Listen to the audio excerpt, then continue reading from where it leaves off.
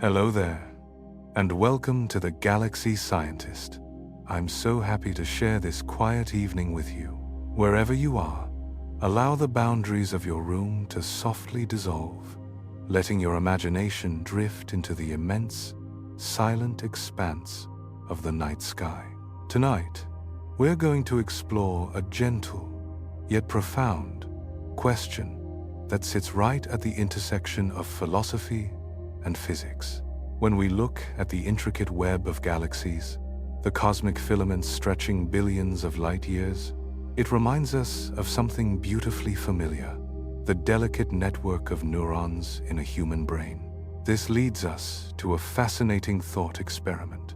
Could the entire universe itself possess a form of awareness? Is this vast, energetic tapestry of matter and dark energy merely an inert backdrop? Or is there a unified, living consciousness woven into its very structure?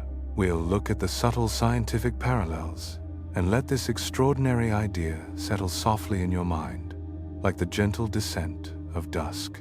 If these deep, peaceful thoughts help you unwind and find your way to sleep, a soft like and a quiet subscribe.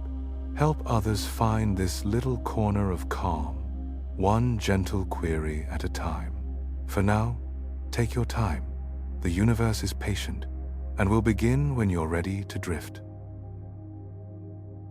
In a universe guided by quiet laws that stretch far beyond what our senses can fully grasp, the idea that awareness might not belong solely to living beings can feel both improbable and strangely familiar, as though it has been waiting at the edge of our thoughts for a very long time.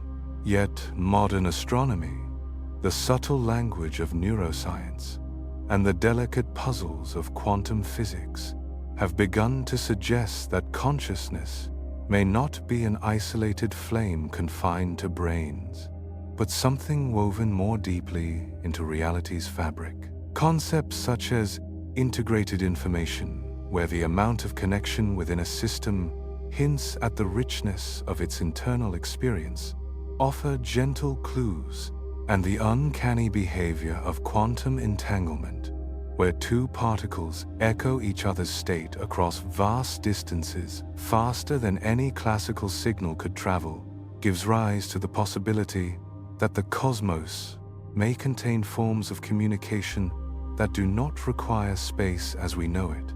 These discoveries do not claim that the universe thinks in stories or pictures, but they quietly question whether matter might carry a faint sensitivity, something like a soft awareness humming behind its movements. Such ideas blur the tidy borders that once separated physics, biology, and philosophy.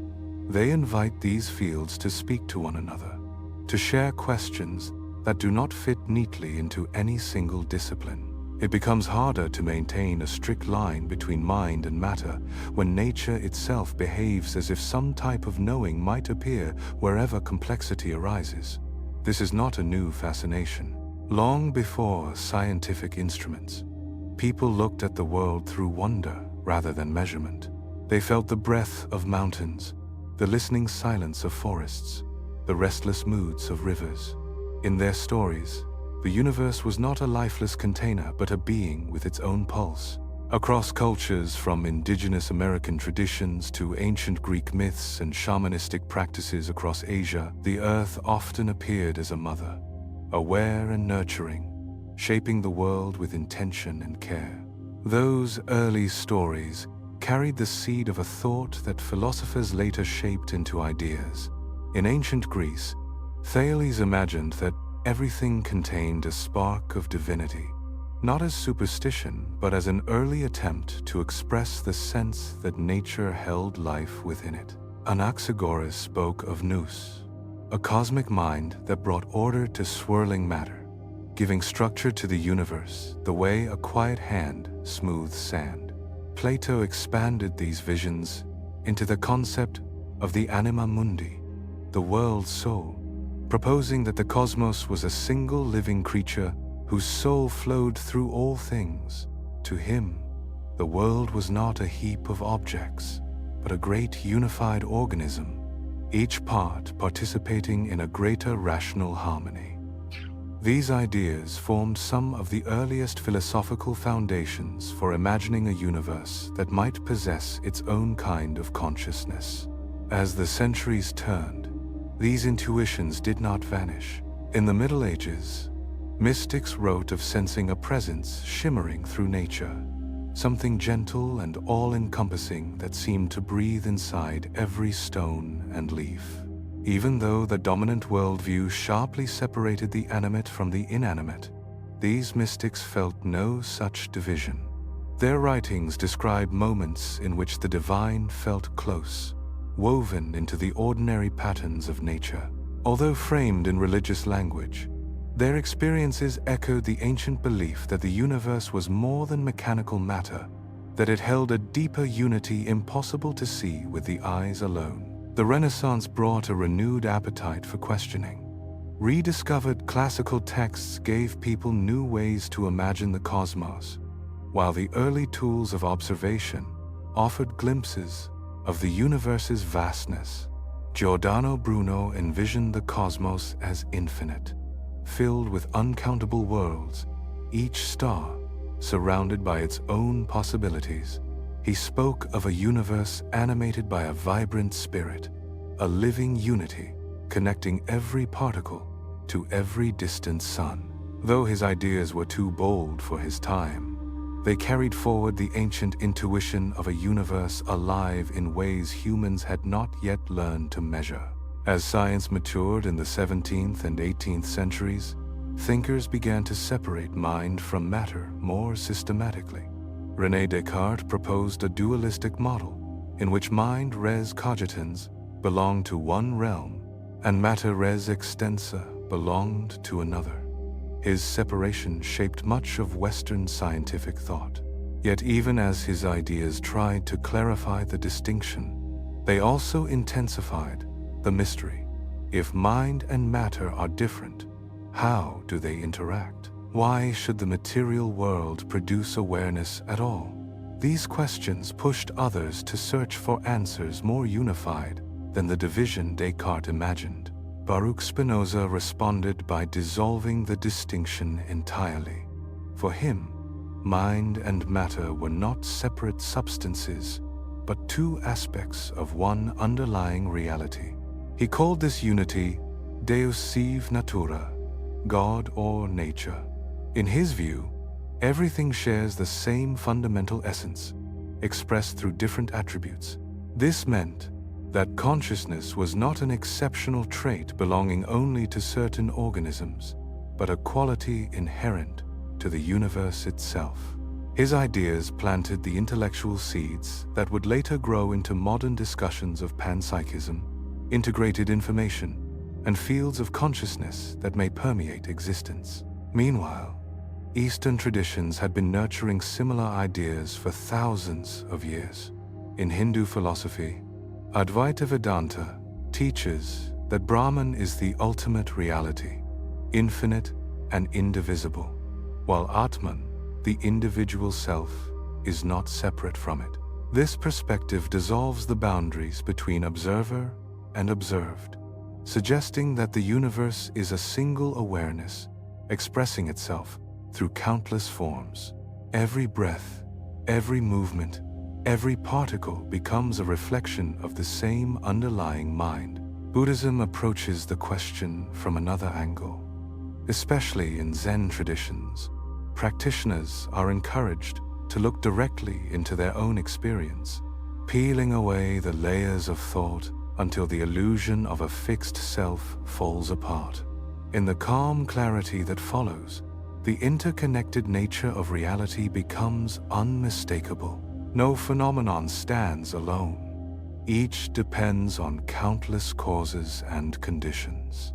Zen calls this insight Satori, a sudden, quiet recognition that the universe is not a stage with separate actors, but a single living process unfolding in infinite patterns. Taoism adds another gentle voice to this conversation. The Tao the Way is the nameless foundation beneath all existence, the natural flow that shapes and sustains the universe. It is not a god or a force in any strict sense, but the effortless rhythm through which everything arises and passes.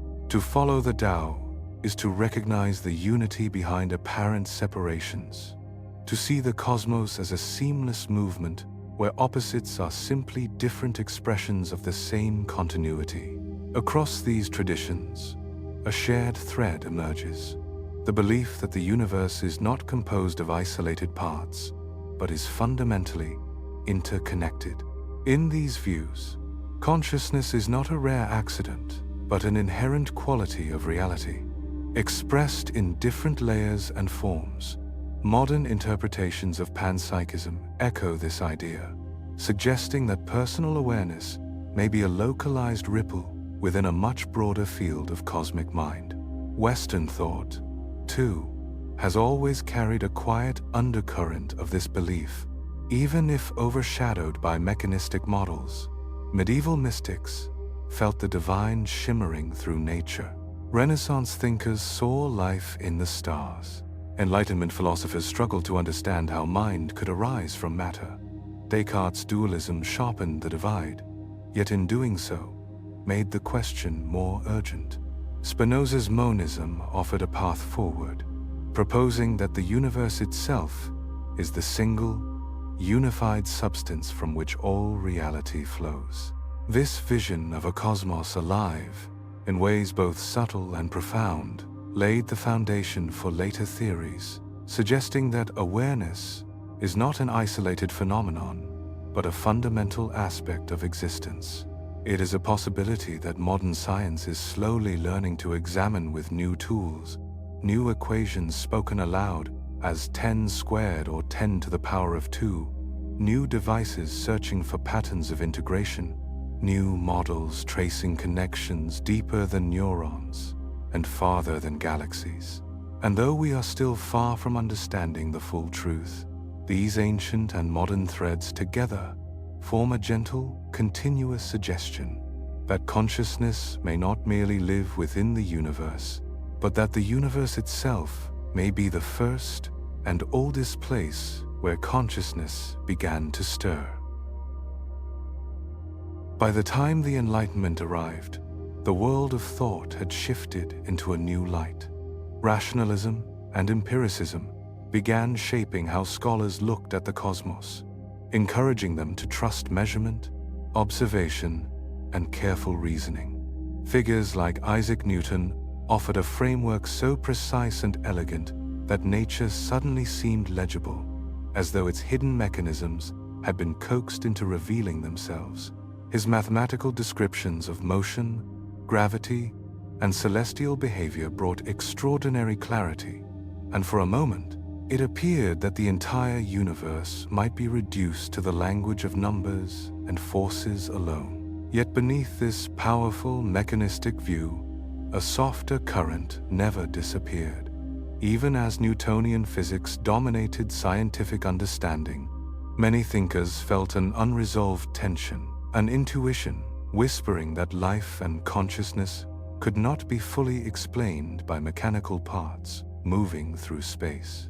They sensed that reducing the world to cold matter left something essential unspoken. Experience, awareness, the mysterious glow of being alive, these did not fit easily inside equations, and so debates continued quietly. Perhaps the universe was not merely machinery, but something with a faint inner life, a subtle consciousness permeating its vastness. As astronomy and astrophysics blossomed in modern times, many of these old questions returned with renewed force. Cosmology introduced ideas like the Big Bang, a beginning so immense that space and time themselves seemed to bloom out of nothing, and the cosmic web, a delicate yet immense structure threading the universe together. These discoveries revealed a cosmos far more interconnected than anyone once imagined, echoing beliefs that ancient cultures expressed through myth and philosophy. Now, instead of gods and spirits weaving the world's tapestry, scientists were tracing filaments of matter, rivers of dark energy, and networks of galaxies shaped across billions of years. And surprisingly, those patterns looked familiar. They resembled something found much closer to home: the networks inside the human brain. This parallel sparked new curiosity. If matter in the universe arranged itself into branching webs of clusters and nodes, and if the brain, a biological organ, did the same using neurons and synapses, what did that say about the deep rules that govern structure? What did it mean that two systems separated by unimaginable scales of size and distance could follow similar patterns? The conversation between empirical science and philosophical exploration shifted. Instead of picturing the universe as a dead expanse sprinkled with stars, more and more people began to imagine it as a living, evolving whole in which mind, life, and matter are intertwined. One of the most fascinating of these parallels appears in the structural comparison between neural networks and the cosmic web. At first glance, they seem as different as two things can be.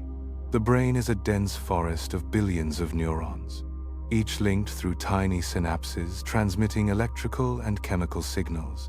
While the universe stretches across billions of light years, its structure carved from galaxies, dark matter, and gravitational tides. But when complexity science and network theory examined both systems using the same analytical tools, striking similarities emerged. Both the neural network of the brain and the cosmic web follow principles that determine how nodes connect, how information or matter flows, and how order arises from local interactions. Inside the brain, neurons communicate through synapses that pass signals in intricate patterns. These signals support everything from simple sensory input to complex thought and self-awareness. Each cluster of neurons often specializes in a particular function, forming what neuroscientists call modular architecture. Yet these specialized regions remain deeply interconnected, allowing information to travel quickly and seamlessly across the brain. This balance, modularity, paired with integration, is what enables coherent perception and fluid behavior. Techniques like functional magnetic resonance imaging, often spoken as functional magnetic resonance imaging, and diffusion tensor imaging, spoken as diffusion tensor imaging, reveal this brain-wide tapestry of connections.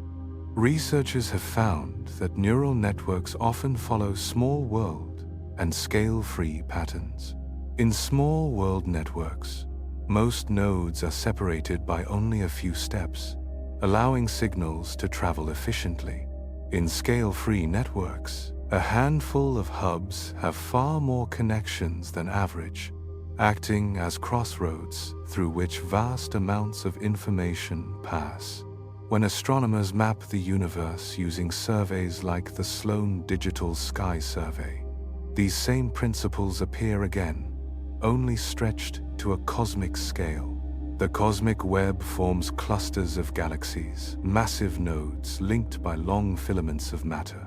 These filaments extend across unimaginable distances, yet they follow an underlying structure, shaped not by conscious design, but by gravity gently pulling matter together over billions of years.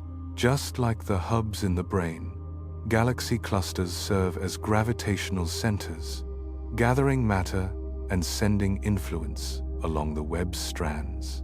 Network theory helps explain why these similarities occur. Both the brain and the cosmic web exhibit self-organization, order arising from countless simple interactions happening locally. In the brain, electrical impulses and biochemical processes form the building blocks that eventually give rise to consciousness. In the cosmic web, gravity shapes the motions of galaxies and dark matter particles, pulling them into patterns that look almost intentional in their beauty. In both cases, complexity emerges without a central architect. Studies in complexity science show another shared feature: remarkable efficiency. In the brain, The small world structure allows information to travel rapidly from one area to another, enabling real-time responses to the world.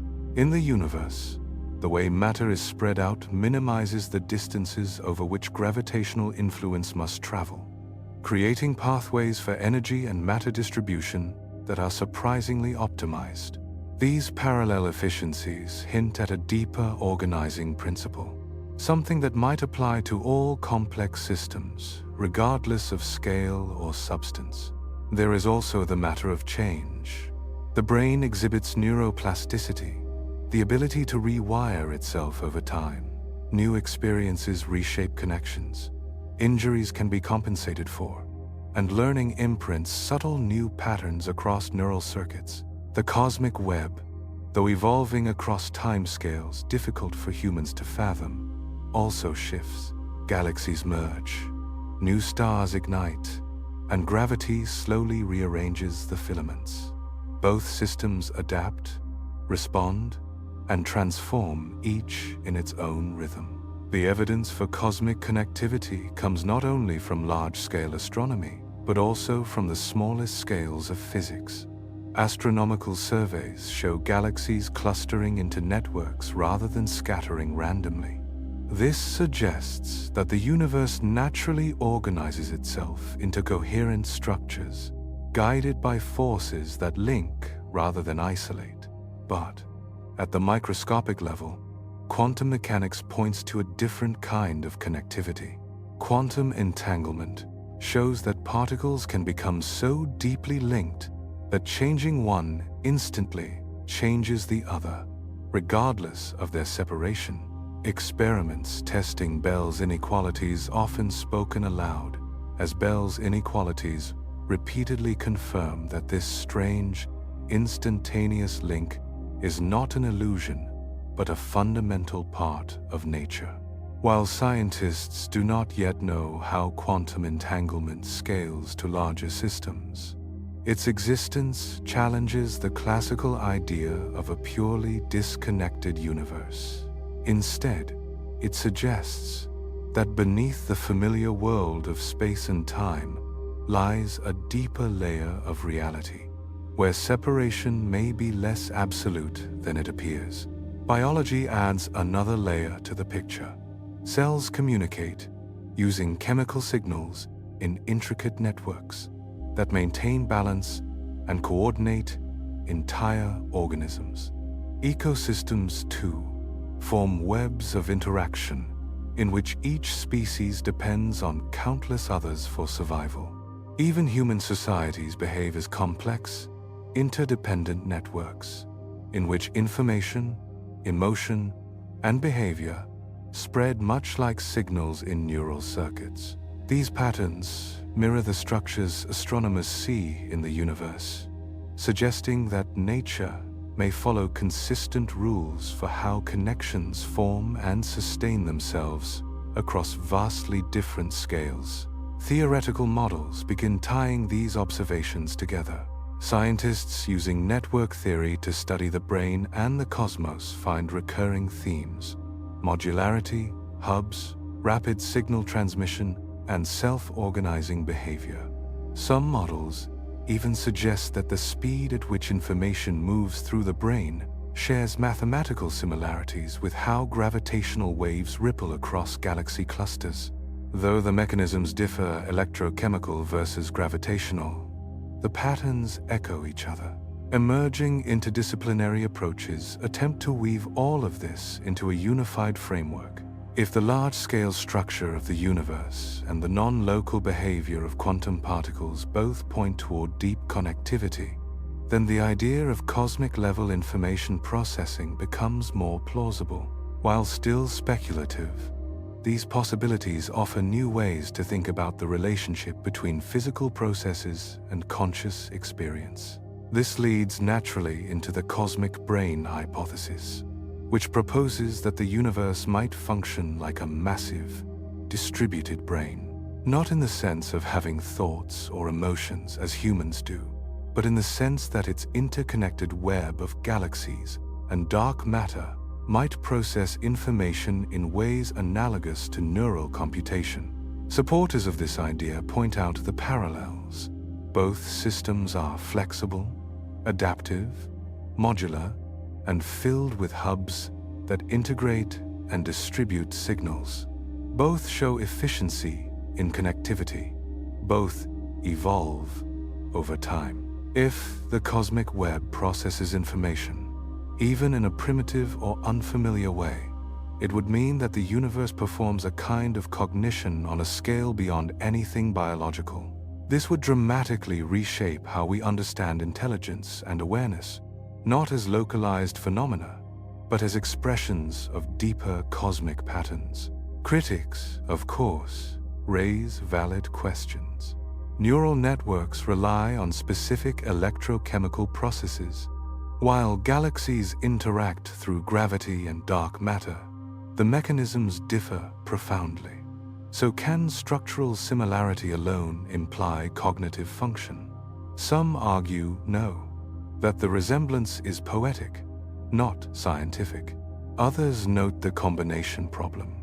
Even if small pieces of matter had proto-consciousness, how would they merge into a unified cosmic mind? Skeptics also question what evidence a cosmic brain would produce. If the universe truly handled information at this scale, would we see traces of it in cosmic microwave background variations, in the distribution of galaxies, or in the behavior of entangled particles?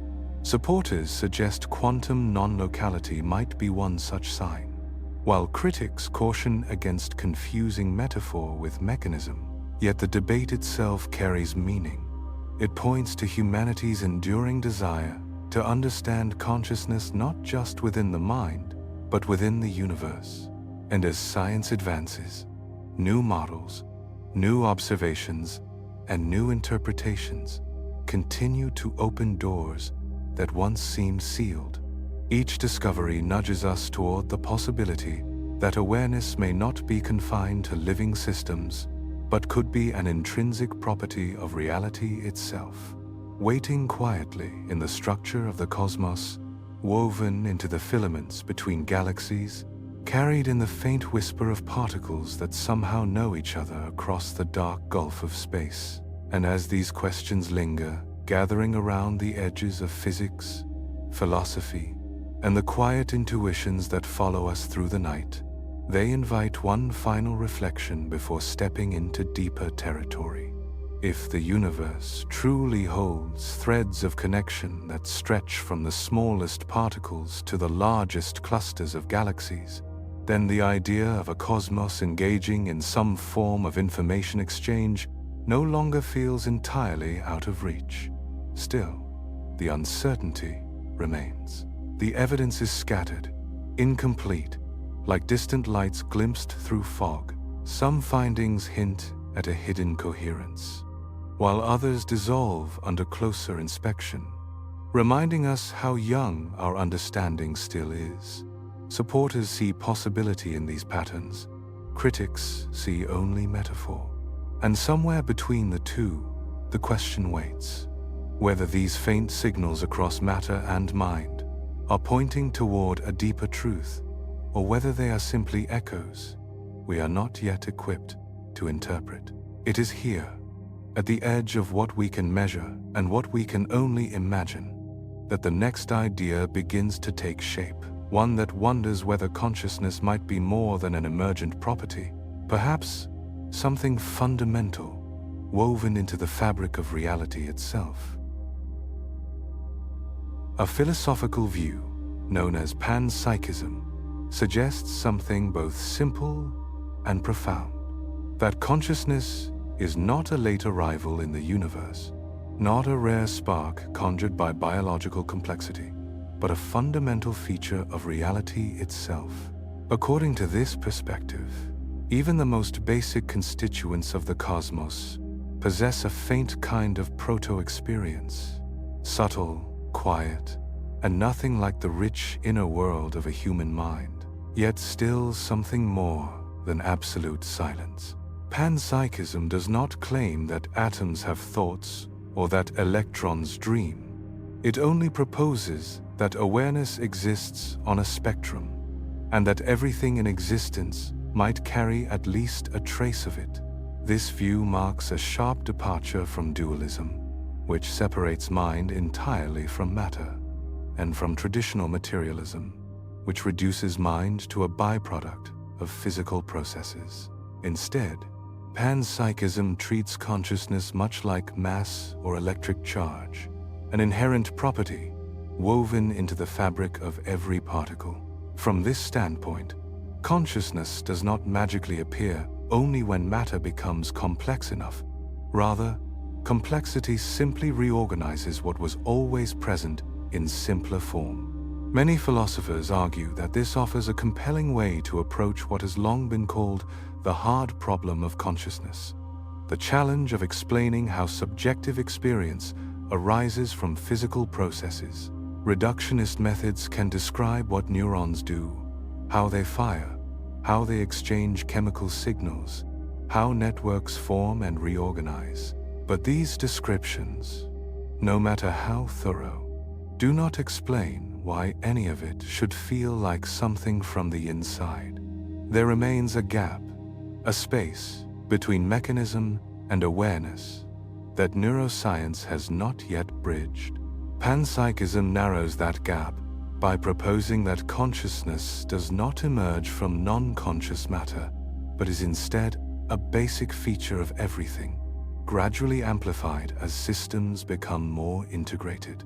Philosopher David Chalmers, known for articulating the hard problem, has identified panpsychism as a possible route toward a naturalistic explanation of experience, one that does not require invoking non-physical substances. He suggests that if consciousness is fundamental, then it becomes easier to understand why complex brains like ours produce rich inner lives. They do not summon consciousness out of nothing. They concentrate and organize what is already a universal property. A softer variant of panpsychism, sometimes called micropsychism, imagines that tiny, proto-conscious aspects reside in every particle. These minimal experiences are not thoughts, emotions, or perceptions, but the most basic precursors, simple, unimaginative flickers of awareness.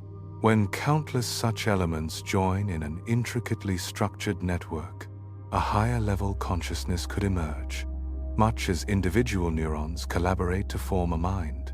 This framework does not fully solve the hard problem, but it avoids the puzzle of sudden emergence, where consciousness inexplicably appears at a specific threshold of complexity.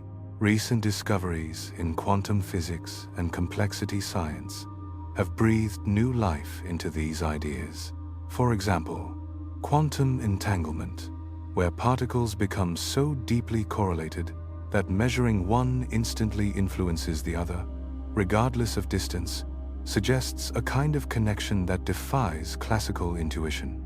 Some thinkers see this as compatible with panpsychism's premise. If particles share deep relational ties, perhaps they also share the faintest glimmers of subjective linkage.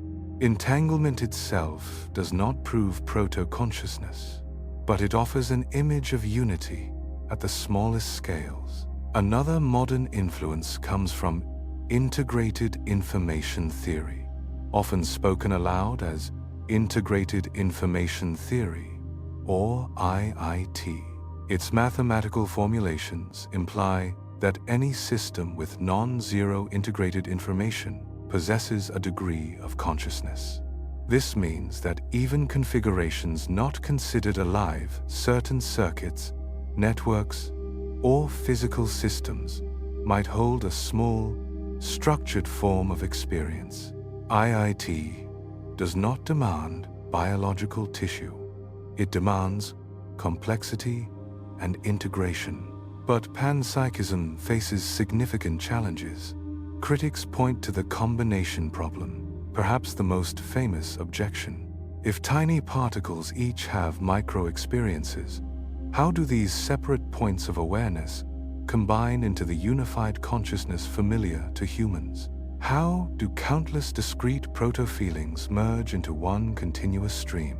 Some philosophers propose frameworks involving non-linear interactions or proto-phenomenal properties that fuse under the right conditions, but no consensus exists.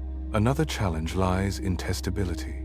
Because panpsychism treats consciousness as fundamentally different from observable physical behavior, it becomes difficult to design experiments that confirm or deny its claims. If proto-consciousness does not manifest in measurable ways distinct from normal matter, how can we ever detect it? Supporters respond that the difficulty lies not in the theory, but in the limitations of current scientific tools.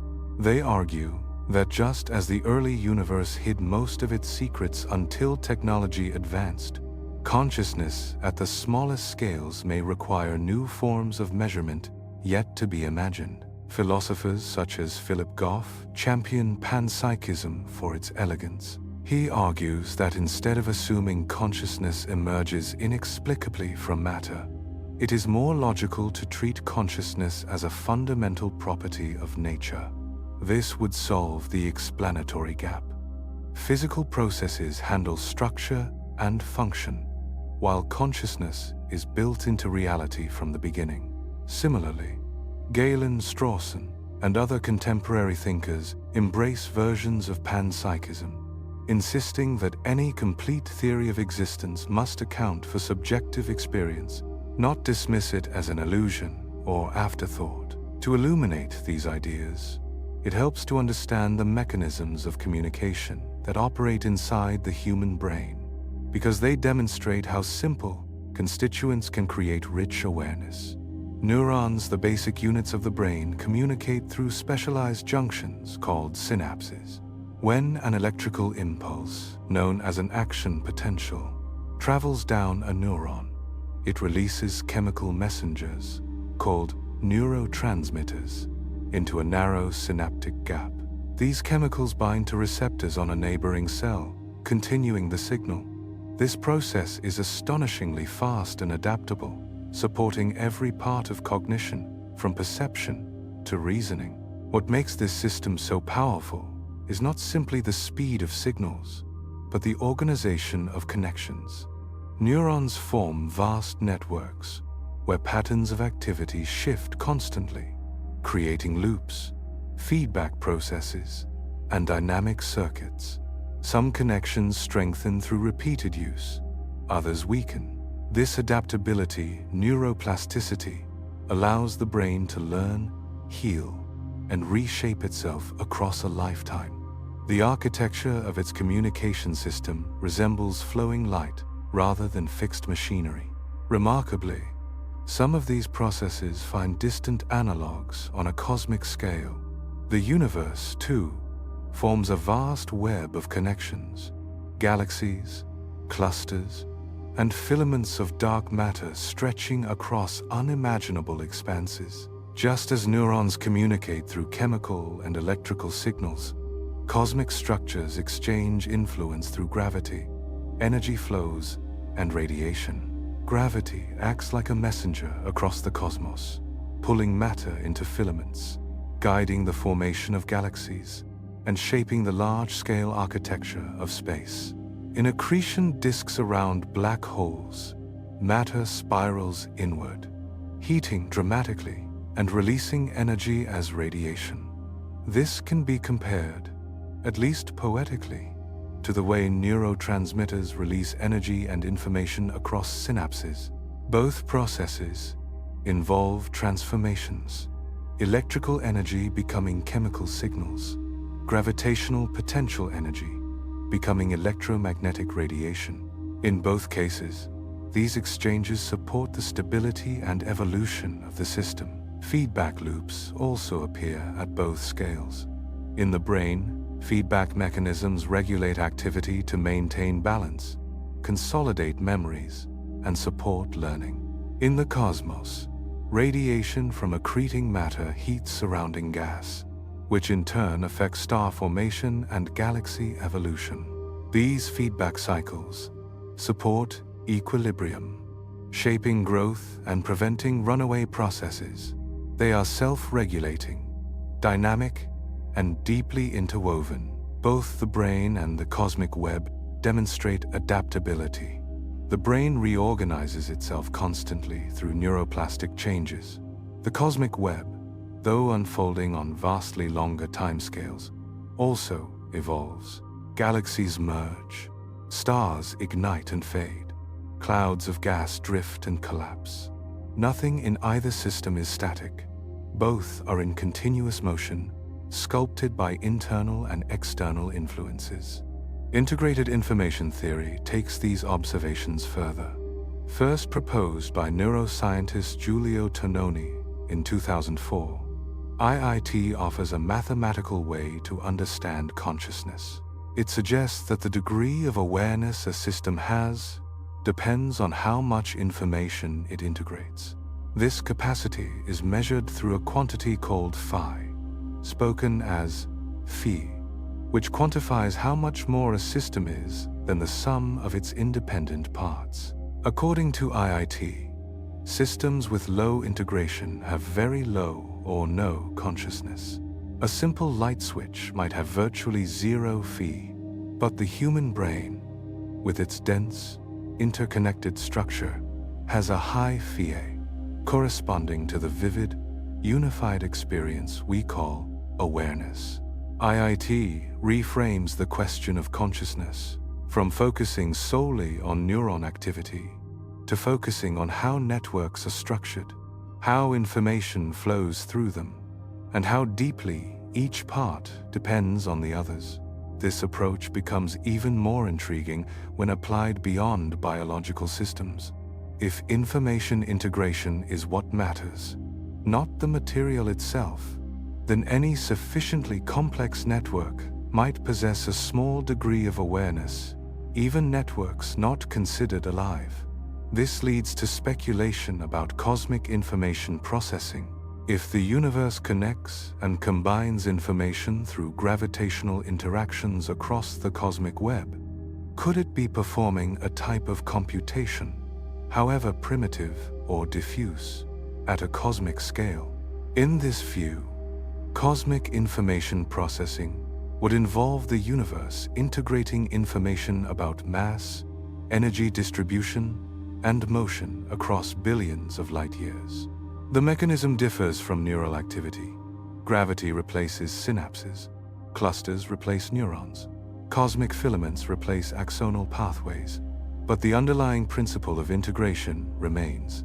If phi is what defines consciousness, and if the cosmos possesses even a low but non-zero phi, then the universe might hold a faint, diffuse awareness of its own structure. Quantum entanglement adds another layer to this speculation. If two entangled particles influence each other instantly, regardless of distance, then information is shared in a way that bypasses classical communication. Supporters of universal information integration argue that such non-local connections could contribute to a baseline layer of cosmic information exchange.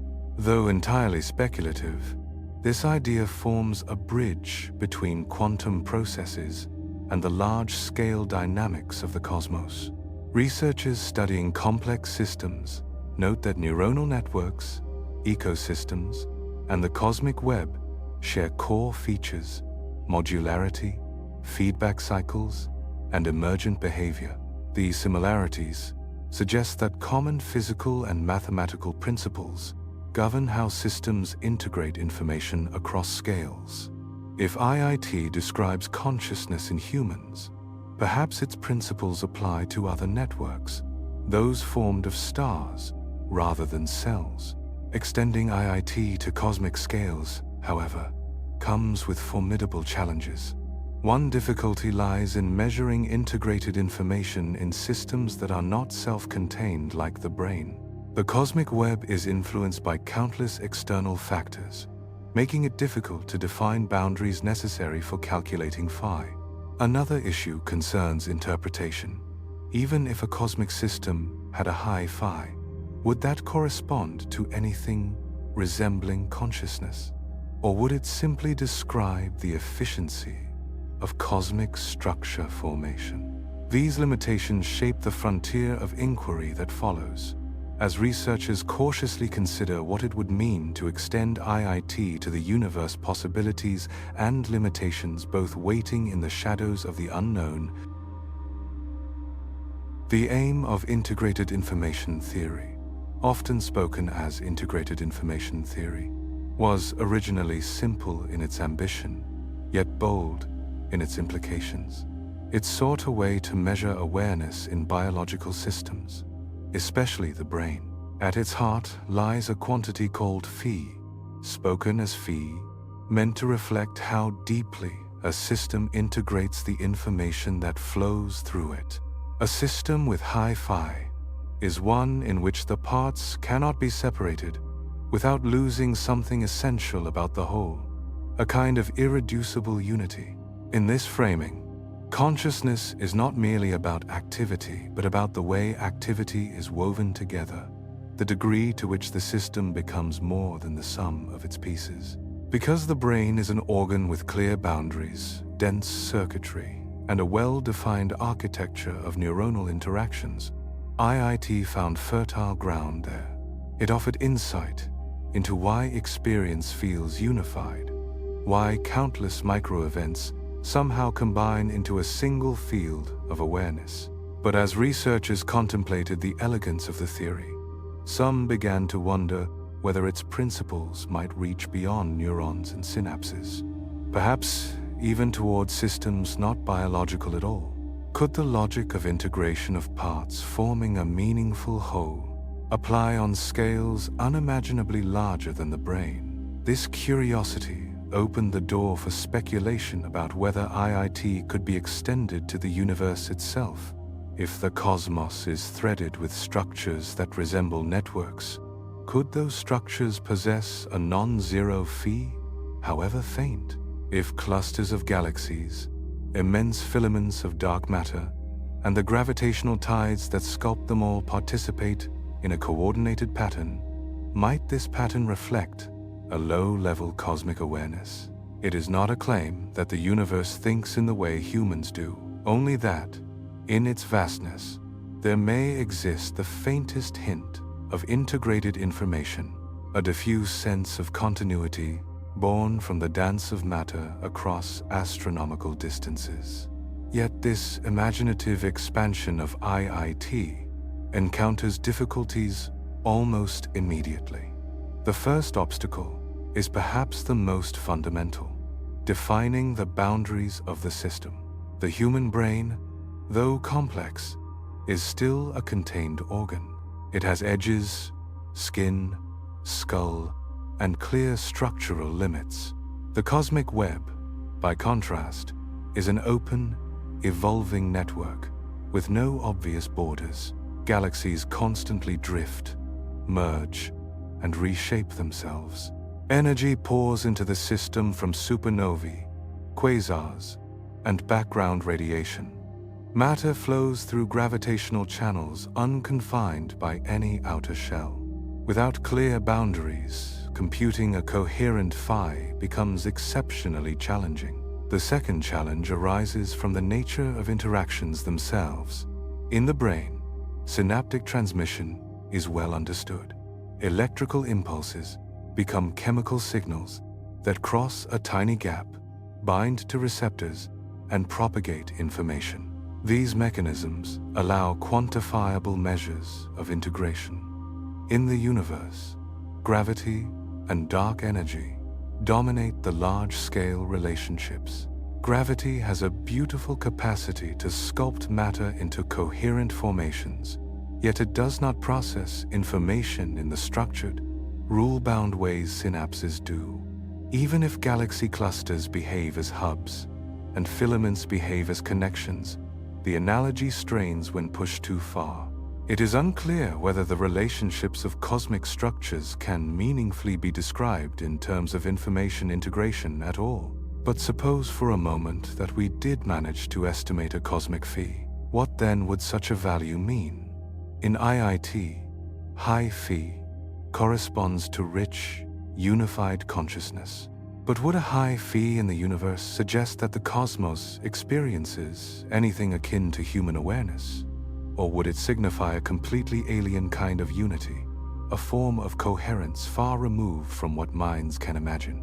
Quantitative measures struggle when asked to describe subjective texture, the vividness of color, the warmth of emotion, the unity of experience. This gap between mathematical structure and inner feeling becomes even wider at cosmological scales. There is also the question of testing. In the brain, techniques like electroencephalography, pronounced EEG, or functional magnetic resonance imaging, allow scientists to correlate neural activity with reported experience. But measuring integrated information in the cosmos would require indirect methods, examining how gravity organizes matter, how energy spreads, how large-scale structures evolve. These may reveal coherence but cannot easily be linked to awareness. Without testable predictions, extending IIT to the universe risks drifting from science into philosophical speculation. If IIT poses conceptual challenges, quantum entanglement introduces mysteries of another kind. Entanglement occurs when two particles become linked so intimately that measuring one instantly determines the state of the other, no matter how far apart they drift. This defies classical expectations of cause and effect. Bell's inequalities, often spoken as Bell's inequalities, demonstrated that these correlations cannot be explained by hidden local variables. Experiments have repeatedly confirmed the phenomenon, proving that entangled particles behave as if sharing information instantly. Albert Einstein once described this as spooky action at a distance, and it remains one of the most puzzling features of quantum mechanics. While entanglement is typically harnessed for quantum computing or secure communication, some physicists and philosophers have wondered whether such non-local connectivity hints at a deeper, more pervasive unity in the universe. Could primordial entanglement have played a role in shaping the subtle patterns observed in the cosmic microwave background, the ancient light still lingering from the universe's earliest moments? If so, entanglement might imprint a faint order on space-time itself. Supporters of cosmic awareness sometimes extend this speculation further. If entangled particles share an instantaneous link, could similar processes enable a form of collective proto-awareness? This idea aligns with certain branches of panpsychism, which propose that even the tiniest particles hold the faintest traces of experience.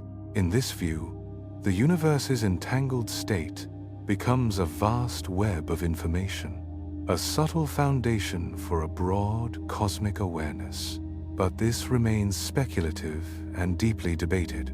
Quantum effects generally occur at small scales, and processes like decoherence, where quantum systems lose their delicate states when interacting with their surroundings, likely limit entanglement's influence on large structures.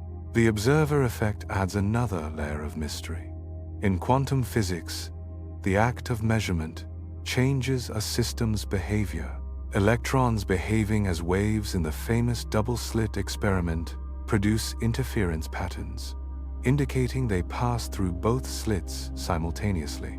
But when a measurement reveals which slit the electron travels through, the interference pattern disappears, and the electron behaves like a localized particle.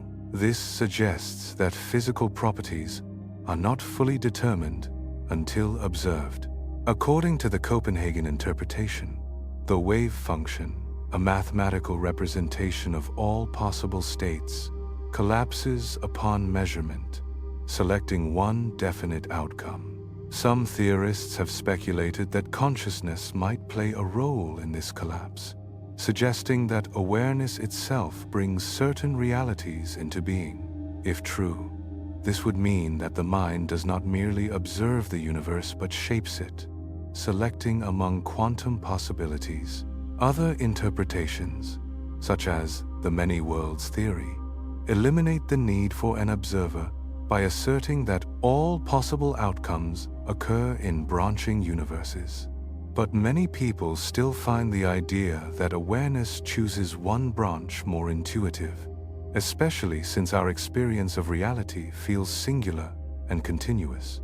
Critics, however, warn that attributing wave function collapse to consciousness risks confusing philosophy with physics.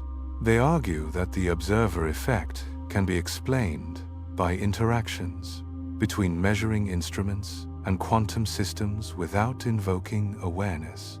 Yet the debate continues because the boundaries between measurement, information, and experience remain elusive. In the context of cosmic consciousness, the observer effect becomes even more intriguing. If consciousness is fundamental, as some interpretations of quantum mechanics suggest, then the relationship between observer and observed may not be limited to laboratory experiments. It could be a universal principle, woven into the behavior of all physical systems, from particles to galaxies.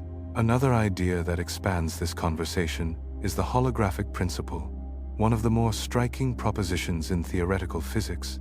It suggests that all the information within a region of space can be represented as data encoded on its boundary.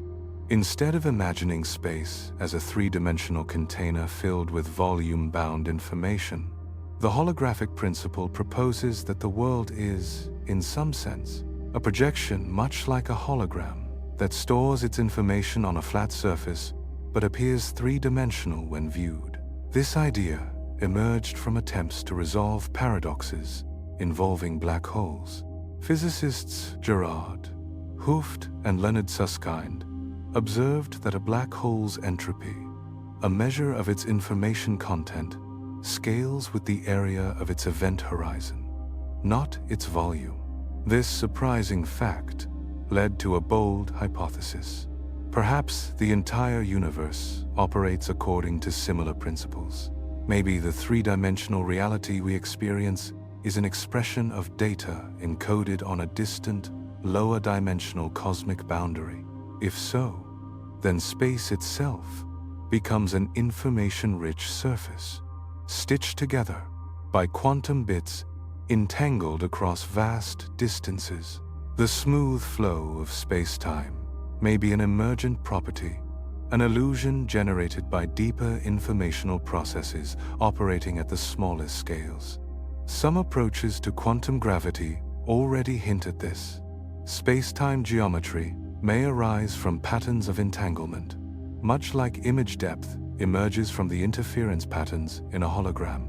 Seen through this lens, the holographic principle offers a fresh way to think about cosmic awareness. If all physical processes can be described as information, then consciousness, often framed as a process of integrating information, might also fit into this larger structure. The universe could then be imagined as a colossal information processor, where the unfolding of cosmic evolution depends on the boundaries that encode the data of existence. This idea brings together fields that usually speak in very different languages: quantum physics, cosmology, and information theory. And in their convergence lies a provocative possibility that the universe, through its intricate exchanges of matter, energy, and information, might possess an inherent capacity for processing meaning. If so, awareness might not be confined to biological tissue. It might exist as a diffuse, subtle potential woven through the cosmos, brought into focus in places where complexity and integration rise high enough to let it glow. In this way, the holographic principle hints at a universe that does not simply contain information, but one that is shaped by it, guided by it, perhaps even softly awakened by it, forming the faint outline of what some might call a diffuse universal awareness. The holographic structure invites us to rethink reality in a way that feels both disorienting and strangely harmonious. In this picture, Physical events are not confined to the familiar depth of three-dimensional space. Instead, they may emerge like reflections from a deeper informational surface, as though everything we perceive rises gently from an unseen layer of encoded patterns. When reality is described this way as something projected, rather than simply built, the traditional separation between mind and matter softens, almost naturally.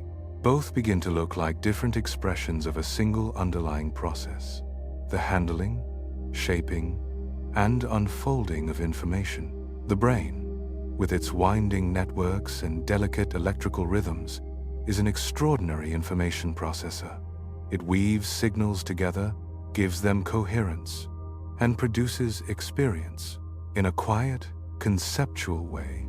The holographic principle proposes that the universe may be doing something faintly similar on its outer boundary, storing, organizing, and projecting the data that forms the structure of space and time itself. If this is true, then consciousness might not arise only from the tangled machinery within the skull. It might be a feature of reality at large, something intrinsic to the universe, rather than a fortunate biological accident.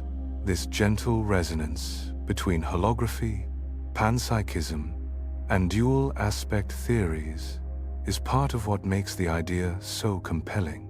Even so, research into the holographic principle is still young. While it has illuminated many puzzles in black hole physics and offered a new framework for quantum gravity, its relevance to consciousness remains uncertain.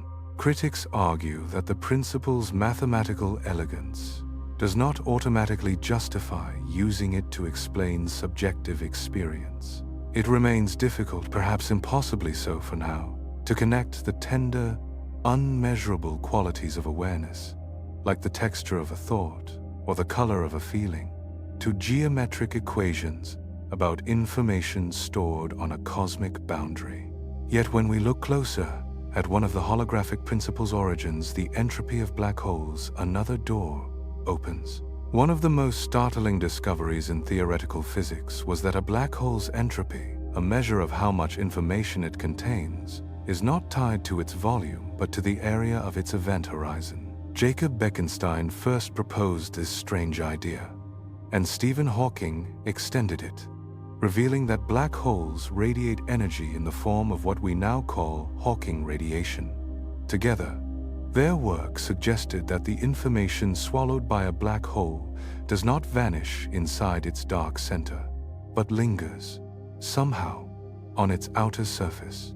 This is the heartbeat of the holographic principle, that the information of a three-dimensional region can be encoded on a two-dimensional boundary.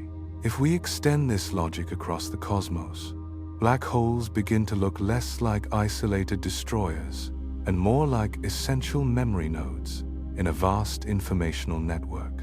In a cosmic brain model, they resemble the deep hubs of a neural system, places where data concentrates, transforms, and influences the wider structure. In this view, the universe becomes a kind of living tapestry of connections.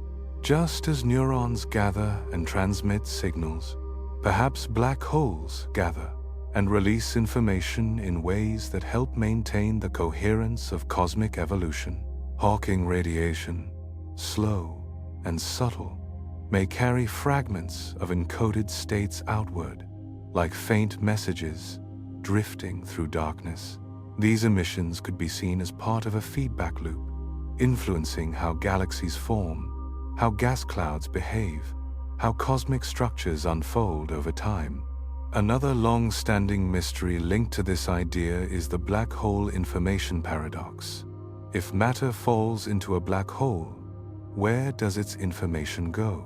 If information is truly preserved, as quantum theory insists it must be, then the event horizon must hold the key. Some models based on holography suggest that the horizon preserves the information in a scrambled form, just as the brain stores memories in distributed networks, rather than a single location. This parallel is evocative, though not literal. The physical rules shaping black holes differ drastically from the electrochemical processes in neurons, but both systems hint at boundaries that store, shape, and release information patterns that feel oddly resonant, even across impossible scales. Still, skeptics remind us that the gaps in understanding remain enormous. We do not yet know exactly how black holes encode the data they receive, nor how that encoding influences the evolution of the cosmos. And while the metaphor of black holes as memory centers is enticing, it does not yet offer a direct bridge to the origins of awareness. For now, these analogies remain conceptual tools, illuminating, beautiful, but incomplete. The universe holds other theaters of information flow as well, and accretion disks are among the most dynamic. These swirling structures of gas and dust orbit enormous central bodies, often black holes or young stars. As matter spirals inward, gravitational forces twist and heat it until it glows with fierce energy. This transformation, matter falling, heating, radiating, creates luminous signals that spread across the electromagnetic spectrum. They are shaped by friction, magnetic turbulence, and collisions between particles, each interaction smoothing the path inward while releasing bursts of energy outward. This emission is rich with information. Its brightness, color, and variations reveal a disk's temperature, density, and chemical makeup. In this way, accretion disks behave like cosmic messengers, broadcasting clues about the environments around some of the universe's most extreme objects. They are not merely glowing structures. They are dynamic processes, turning gravitational potential into electromagnetic language. The comparison with neural networks arises again, softly but noticeably. In a neuron, electrical impulses convert into chemical messages across synapses. In an accretion disk, gravitational interactions convert into radiation that informs distant observers about the disk's state. Both systems rely on flows of energy that carry meaning, one in the realm of biology, the other across the fabric of space. Modern telescopes, such as the XMM Newton and NASA's Chandra X-ray Observatory, have sharpened our vision of these disks. With high-resolution spectra, scientists can map motion, temperature gradients, and magnetic disruptions. They can see how efficiently a disk transforms gravitational energy into light, observe how turbulence stirs its layers, and watch how magnetic fields launch powerful jets that erupt perpendicular to the disk. These relativistic jets are among the most breathtaking structures in the cosmos. Thin, focused, and extraordinarily energetic, they surge outward at nearly light speed, sometimes spanning hundreds of thousands of light-years.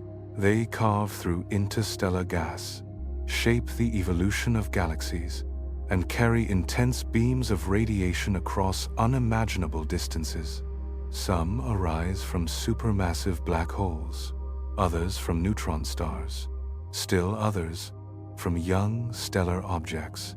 In rare cases, these jets seem almost communicative, not in intent, but in structure. Their brightness varies, their composition shifts, and their internal knots of energy reveal the dynamic changes occurring near their source. If one were to imagine the universe whispering through light, jets would be one of its loudest voices. They may serve as channels that distribute energy and, in an abstract sense, information across space. In the speculative metaphor of a cosmic brain, jets resemble vast axons, carrying signals from one region to another. Their influence does not end where they fade. Jets can compress gas clouds, triggering new star formation. They can stir galactic halos, redistribute matter, and regulate how galaxies grow. They are not isolated events, but active participants in the universe's ongoing evolution. And though comparisons to neural communication must remain cautious, The conceptual symmetry is difficult to ignore. Both systems use directional energy flow to affect distant structures and contribute to the coherence of a larger whole. Of course, many challenges remain before jets can be framed confidently as information carriers. Their physics is complex, and some of their behavior is still poorly understood. They are shaped by magnetic fields, relativistic motion, and the environment they travel through, making them difficult to model in full detail. More sensitive telescopes and new theoretical tools will be required to probe their structure deeply enough to decode their language, if indeed they have one. Beyond these dynamic processes lies the deeper question of why the universe permits systems capable of information processing at all, and why consciousness emerges within it. Here, the conversation turns toward the fine-tuning of physical constants. Many of the universe's foundational parameters must fall within extraordinarily narrow ranges for stars to form, for chemistry to function, or for life to arise. The force of gravity, the strength binding atomic nuclei, and even the rate at which the universe expands must be set just so. If gravity were slightly weaker, galaxies might never condense. Slightly stronger, and the cosmos could collapse before complexity has a chance to bloom. The forces that knit atoms together must balance delicately to allow the stable structures from which life eventually emerges. Even the speed at which the world is expanding must fall within a range that permits matter to gather rather than drift endlessly apart. The delicate balance of physical constants is so precise that even the smallest deviation would unravel the conditions needed for life. A slight shift, the tiniest nudge in either direction, and stars would fail to ignite, planets would never gather from dust, and no chemistry complex enough to build a cell could ever unfold. In such a universe, there would be no creatures capable of wondering, remembering, or asking questions about existence. The quiet privilege of awareness, rare and fragile, depends entirely on these narrow windows of possibility. Among the most striking examples of this fine-tuning is the cosmological constant, the parameter that governs the acceleration of cosmic expansion. If it were even a little larger, space would swell too rapidly for galaxies to condense. If it were smaller or negative, gravity would overwhelm expansion, pulling everything back together long before stars or planets could form. Some physicists describe the acceptable range of this constant as unimaginably thin, like hitting a target only a few atoms wide from anywhere in the observable universe. The precision is so extreme that many suspect it is not simply a cosmic coincidence, but a clue pointing towards something deeper in the structure of reality. Fine-tuning becomes even more entangled with the emergence of consciousness when we consider how dependent life is on complexity. Complexity, in turn, depends on the stability of the laws that govern the world. Take the formation of carbon, for example. Inside stars, carbon nuclei form through a process exquisitely sensitive to specific nuclear energy levels. A slight adjustment to those levels, and carbon becomes vanishingly rare. Without carbon, the universe would lose one of the essential ingredients for life as we understand it. No long chains of molecules, no stable frameworks for cells, no chemistry capable of building minds. From this perspective, consciousness is not an isolated phenomenon, but a distant echo of the universe's fine-tuning. It is one of the outcomes made possible only when physical constants fall within the slender ranges that permit complexity. This has led some scientists to turn toward the anthropic principle, the idea that we observe the universe as fine-tuned because only in such a universe could observers exist at all. While this sounds like common sense, it raises deeper questions. Is the emergence of conscious beings merely allowed by the universe? Or does the universe somehow lean toward producing them? Does the cosmos carry within it a rule, a quiet directive that nudges it toward awareness? Some thinkers believe this is not only plausible, but necessary. Under their view, consciousness is not a lucky accident. It is something woven into the fabric of cosmic evolution. And if the universe exhibits tendencies toward increasing complexity, galaxies forming from clouds, stars forming from chaos, planets forming from dust, cells from chemistry, then perhaps fine-tuning is not a static set of numbers but part of an unfolding process. It may be the universe tuning itself as it grows, adjusting the structures that allow awareness to bloom. There are even more speculative proposals suggesting that the laws of physics themselves may change over time. In this interpretation, the universe is not governed by rigid, eternal rules, but by evolving tendencies. Complexity might arise not because conditions were perfect from the beginning, but because the universe gradually shaped itself into a place where complexity was possible. In this picture, fine-tuning becomes a kind of self-organization, a cosmic practice that increases the likelihood of awareness. Pushing still further, some scientists and philosophers have wondered whether consciousness plays an active role in shaping the universe. This idea draws partly from quantum physics, where the observer effect suggests that the act of observation influences the outcome of certain quantum events. John Wheeler, a renowned physicist, proposed that observers are not merely passive witnesses, but participants in the formation of reality. He suggested that the universe might, in some sense, require conscious observers to bring certain aspects of itself into being. If Wheeler's view carries any truth, fine-tuning and consciousness may not be separate features, but intertwined elements of one feedback loop. Conscious beings emerge because the universe allows them, and in turn, their presence completes something essential about the universe's structure. In this interpretation, awareness acts like a mirror the universe holds up to itself, a way for existence to become self-aware through the senses, emotions, and reflections of living beings. This idea does not belong exclusively to modern physics. Many ancient philosophical traditions imagined that humans exist partly to observe, honor, or reveal the nature of the cosmos.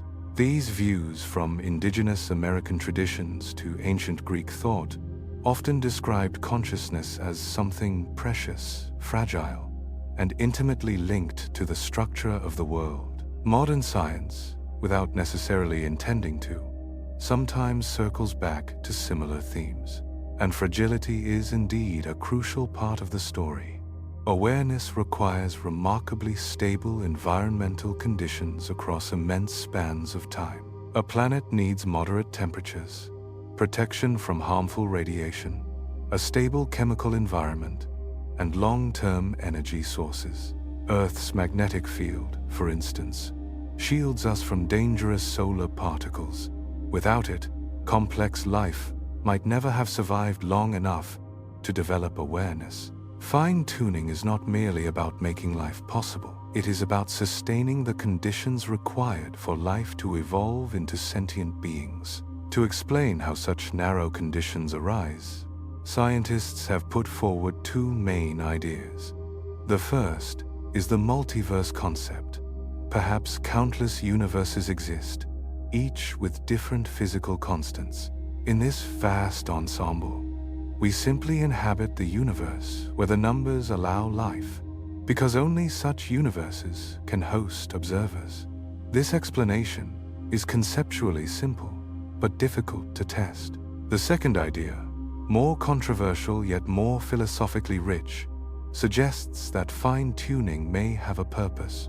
According to this view, universes capable of producing consciousness are somehow favored, either through a selection mechanism or through the inherent nature of reality. Some physicists propose a model called cosmic selection, where universes reproduce through processes like black hole formation. In this framework, universes that form more black holes generate more offspring. Since complex structures, including stars and perhaps even life, often arise in universes optimized for black hole formation, awareness could become a natural byproduct. Over many generations of cosmic reproduction, universes might evolve toward conditions that support complexity and intelligence. In this scenario, fine-tuning is no longer a puzzle, but a feature of a universe learning how to support its own awareness. If consciousness plays any part in cosmic evolution, even indirectly, the implications are profound. A universe with intrinsic awareness could exhibit adaptive features, just as living organisms adapt to survive. Traditional evolutionary theory explains life through natural selection, acting on genetic variation. By analogy, cosmic awareness might influence how galaxies settle into their arrangements, how matter distributes itself, and how the cosmic web maintains its balance of voids and clusters. The intricate equilibrium of the cosmic web might not be an accident of gravity alone, but a reflection of deeper informational tendencies within the universe. In this picture, feedback loops could operate at cosmic scales. Living organisms maintain stability through processes called homeostasis, adjusting internal conditions in response to external changes. If the universe possesses any form of awareness, it might also adjust itself in subtle ways, guiding energy flows, steering phase transitions, influencing the distribution of matter. This gentle balancing act is sometimes called cosmic coherence. Under such a model, star formation, galactic mergers, and even cosmic acceleration could be viewed as parts of a larger process, working to sustain the universe's long-term complexity. This idea also intersects with thermodynamics. The second law states that entropy, the measure of disorder, tends to increase. Yet, local decreases in entropy occur when complex structures form: stars, planets, life. If consciousness is intertwined with cosmic evolution, these pockets of order might not be random exceptions, but manifestations of a deeper drive toward complexity. Awareness, in this speculative view, could act like a periodic rebalancing mechanism, softly reorganizing matter to preserve the universe's capacity for structure. Such ideas also reshape how we think about the emergence of life. In traditional abiogenesis, life begins when chemistry achieves a certain threshold of organization. But in a universe where awareness is fundamental, life may be the natural next step for matter reaching toward greater complexity. Life becomes a bridge between inert matter and higher forms of awareness, a phase in an unfolding continuum rather than an isolated event. The earliest molecular dances in primordial seas, the formation of protocells, and the rise of self-sustaining organisms could then be seen as expressions of a universe quietly awakening to its own potential. Under a panpsychist perspective, even the simplest particles may carry faint proto-experiences. As these primitive sensations gather in networks, chemical, biological, or otherwise, they could gradually shape the first glimmers of life. Life, in turn, becomes a marker of progress, a moment where matter gains the ability to feel, to process, to respond. It is a cosmic checkpoint, where existence steps from being merely present to being aware. Evolution itself takes on a broader meaning when viewed through this lens. Instead of being driven solely by random mutation, the growth of complexity might reflect the universe's inherent tendency toward integration. From bacteria to mammals to reflective human minds, life unfolds as though following a gentle gradient toward richer experience.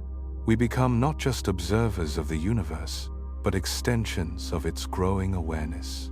This brings the narrative full circle to the idea of self-organization, an essential mechanism in both biology and cosmology. In the brain, billions of neurons communicate through simple rules and feedback loops, forming networks that give rise to thought and feeling. And in the same way, the cosmic web, which is made up of galaxies, dark matter, strands, and clusters, weave themselves across unimaginable distances, creating patterns that look almost accidental from afar, yet reveal deep order when studied closely. These invisible filaments guide the way galaxies gather, stretch, and evolve, forming a cosmic architecture that reshapes itself slowly, patiently, over billions of years. Although dark matter does not speak in light or magnetism, its silent gravitational pull becomes the blueprint upon which the universe grows, a kind of quiet choreography shaping the rhythms of cosmic evolution. Self-organization, so essential in biology, finds a soft echo here. In the brain, this property is vividly alive. Neurons behave like tireless little messengers, forming new connections, strengthening old pathways, or letting go of those no longer needed. This reshaping, driven by genetics, experience, memory, and learning, is known as neuroplasticity. From these shifting networks arise emergent patterns, gentle oscillations that ripple through neural clusters, bursts of synchronization, and the formation of functional circuits that specialize in everything from vision to emotion. A single neuron accomplishes very little on its own, yet together they create a mind able to imagine, dream, and reflect. Cosmic structure grows in much the same incremental, emergent way. Right after the Big Bang, the universe was a uniform blend of particles and radiation. But even then, faint fluctuations, tiny wrinkles born from quantum processes, broke the perfect symmetry. Gravity amplified these tiny imbalances, pulling matter into denser regions. Over immense timescales, these seeds grew into strands, clumps, and voids, the familiar web-like structure mapped today through extensive astronomical surveys. No external architect imposed this design. It arose naturally from the interplay of expansion, gravity, and time. Both systems, the brain and the cosmic web, share an unexpected architectural resemblance. They behave like small world networks. In such networks, most nodes are only a few steps away from one another, enabling rapid communication across the system. In the brain, this allows signals to travel efficiently, coordinating information that shapes perception and thought. In the universe, tightly packed regions act as gravitational hubs, drawing in matter and influencing how galaxies cluster around them. These hubs resemble what neuroscientists call the rich club effect, where densely connected brain regions serve as central points of information flow. Feedback loops offer another bridge between these realms. In the brain, feedback regulates the strength of synapses, enabling learning, sensory adaptation, and the delicate maintenance of homeostasis. The cosmos has its own feedback. Energy released by star formation, supernova explosions, or active galactic nuclei can heat surrounding gas, preventing collapse, or, under different conditions, trigger new waves of star birth. These cycles maintain a dynamic balance inside galaxies, preventing runaway growth or stagnation. Modularity also binds the two systems. Neural networks are composed of specialized clusters, modules for language, memory, perception, each performing distinct tasks yet integrating seamlessly to create a unified experience. The cosmic web mirrors this pattern. Galaxies gather into groups and clusters, with each cluster acting as a kind of local module. These clusters connect through long dark matter filaments, forming a vast network in which local structures remain distinct yet interdependent. Modularity gives both systems resilience. Disturbances in one region do not necessarily destroy the integrity of the whole. The parallels continue through the idea of phase transitions.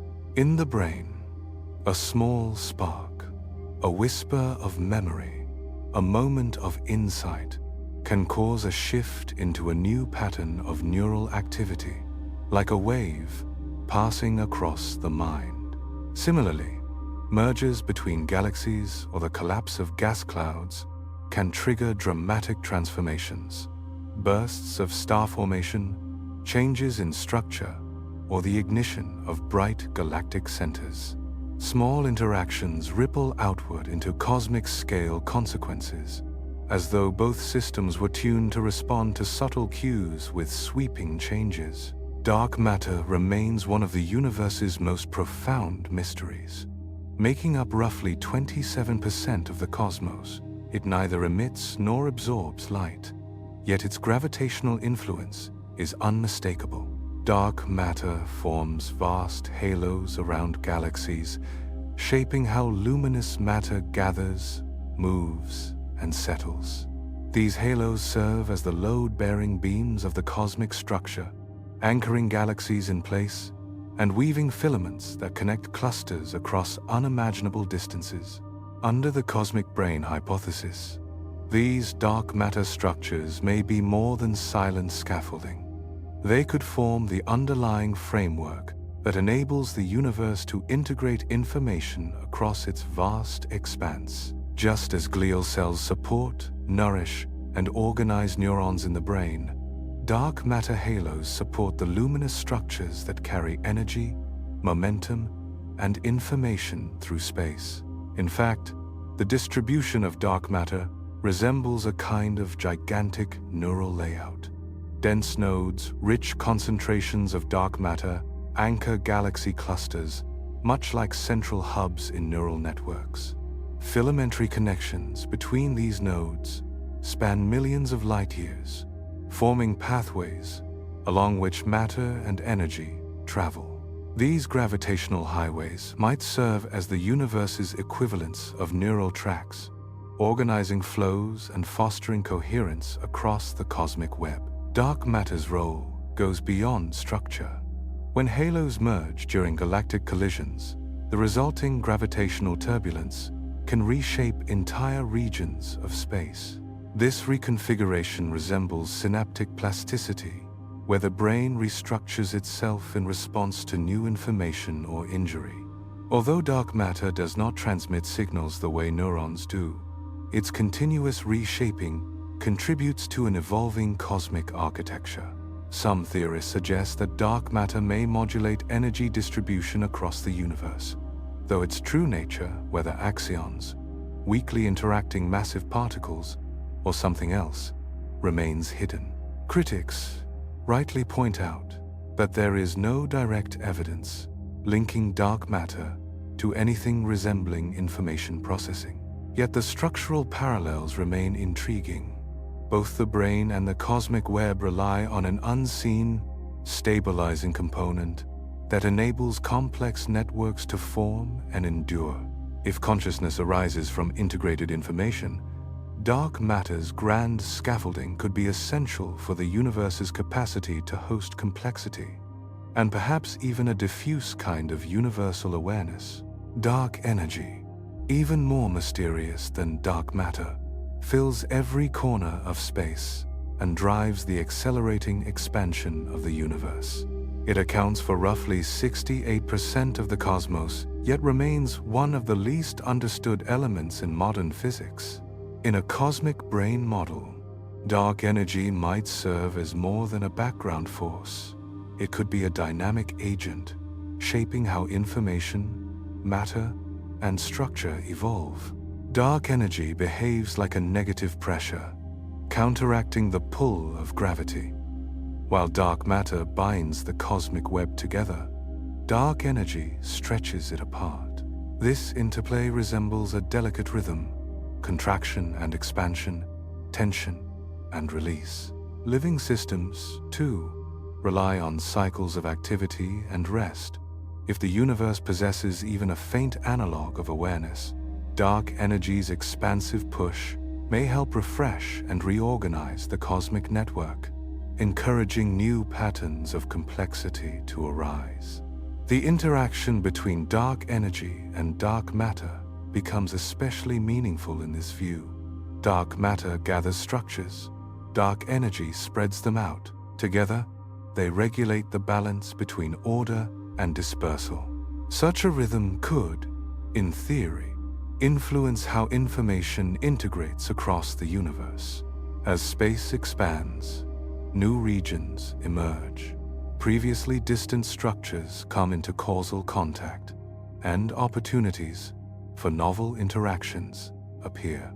The ever-shifting geometry of space might serve as a slow, subtle way for the universe to update its own informational landscape. This dynamic behavior may even influence entropy. The second law of thermodynamics predicts an eventual heat death, a state where useful energy is exhausted. Yet, if dark energy continually reorganizes cosmic structures, it could create pockets where entropy locally decreases. These islands of order galaxies, stars, planets, life might represent more than lucky exceptions. They could be outcomes of a cosmic tendency to maintain or renew complexity. The idea that the universe passes through cycles is ancient, found in cultures around the world. Hindu cosmology describes vast epochs of creation and dissolution. Greek thinkers, like Heraclitus, observed that everything flows in repeating patterns.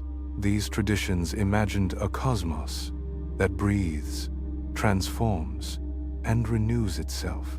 Modern science, surprisingly, has begun to revisit similar possibilities. Models like the ekpyrotic scenario or oscillatory cosmologies propose that the universe may undergo cycles of expansion and contraction, big bangs followed by big crunches and eventual rebounds. Instead of ending in heat death, the universe could enter a new phase of growth, continuing its evolution across multiple cosmic lifetimes. In such a cyclical framework, consciousness might not be a one-time emergence, but a recurring possibility. Early in each cycle, when matter is simple and evenly spread, awareness would be minimal or absent. As the universe matures, forming galaxies, stars, molecules, and eventually life-integrated information increases, consciousness could emerge again and again in new forms, refined through each cosmic iteration. From this perspective, the appearance of simple proto-conscious states in matter, and eventually the rise of human self-awareness, would be part of a larger pattern, a gradual amplification of experience across cycles. As structures grow more intricate, the universe develops richer ways of sensing, processing, and reflecting upon itself.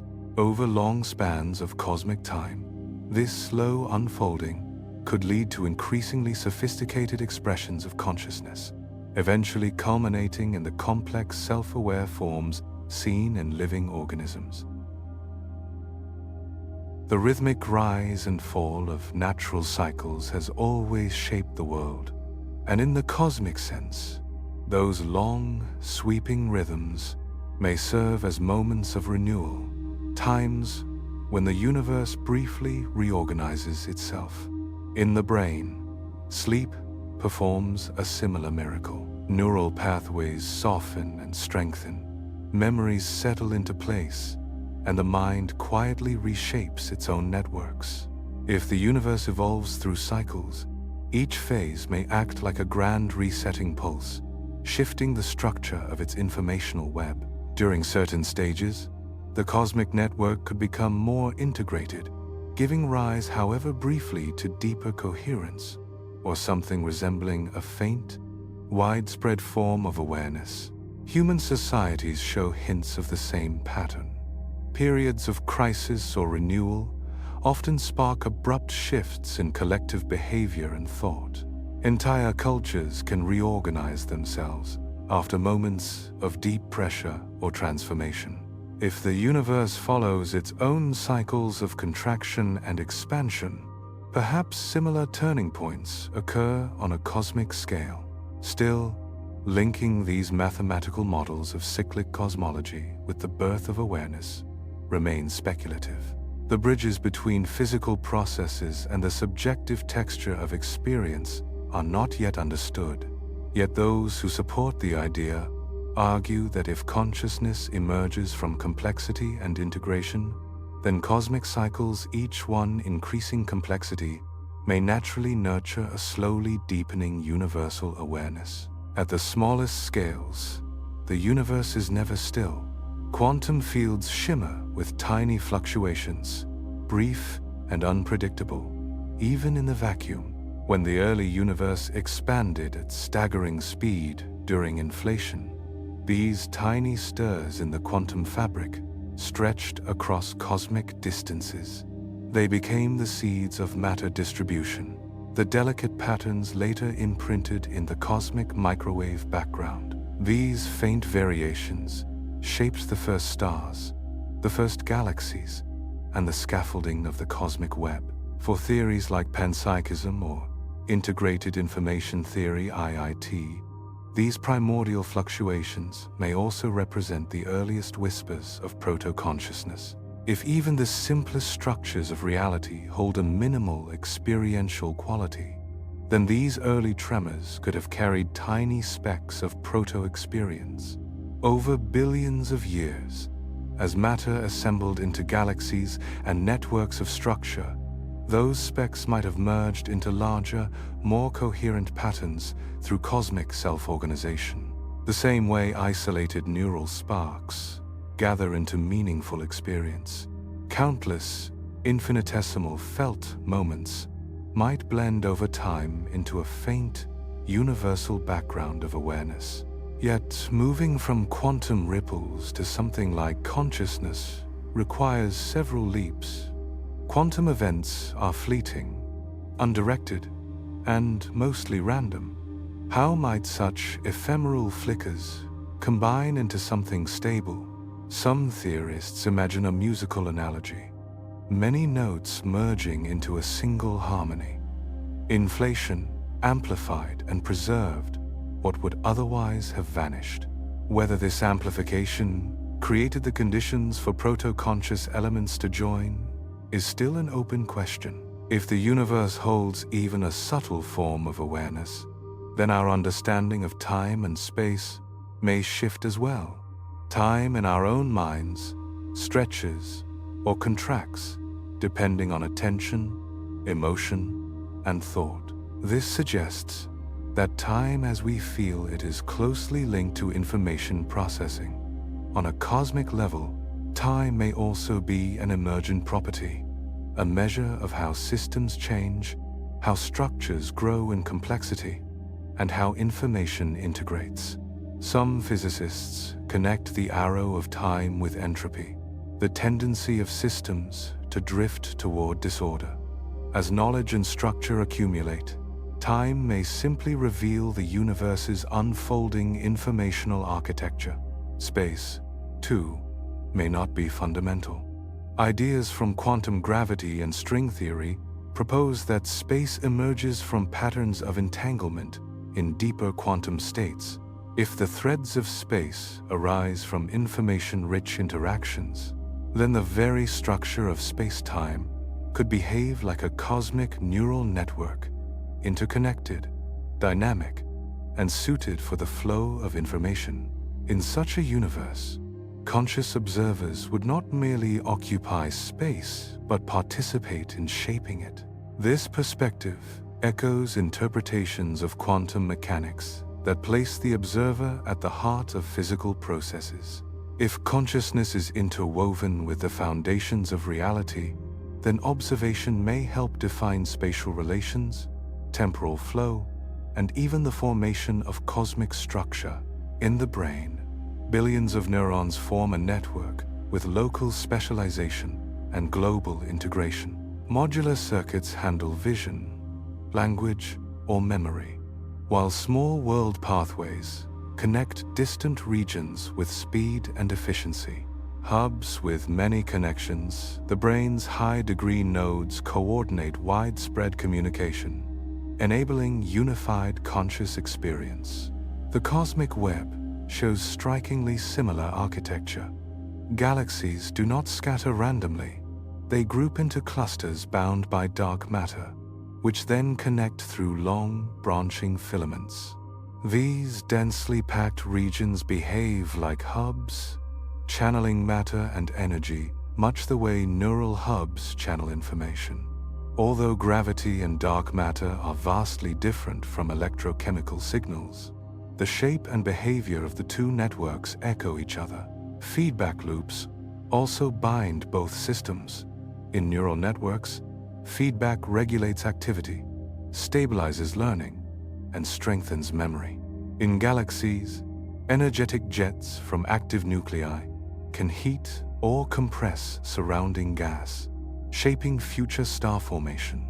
These cosmic feedback processes stabilize structure much like the brain's self-regulation stabilizes thought. Both systems show emergent complexity. In neurons, simple electrochemical interactions produce the rich, layered experiences of consciousness. In the universe, simple gravitational interactions, amplified by inflation, produce galaxies, clusters, and the cosmic web. As each system grows, new features appear that cannot be predicted from their basic parts. Simulations of both brains and cosmic structures reveal shared mathematical properties, power law distributions, modular organization, and optimal connectivity. These parallels hint that the rules governing complex adaptive networks may not depend on scale. Of course, the differences matter. The brain changes in milliseconds, the universe in eons. Biological systems produce direct experiences. Cosmic systems, as far as we know, do not. Yet, the resemblance between their structures offers a conceptual bridge, one that invites us to imagine whether the principles that allow neurons to produce consciousness might, in a far more diffuse form, operate across the cosmos. The idea of a universal mind grows from these parallels. If the universe is a vast network densely connected at local scales, broadly integrated at large ones, then perhaps its structures could support a form of distributed awareness. This would not resemble human introspection or emotion.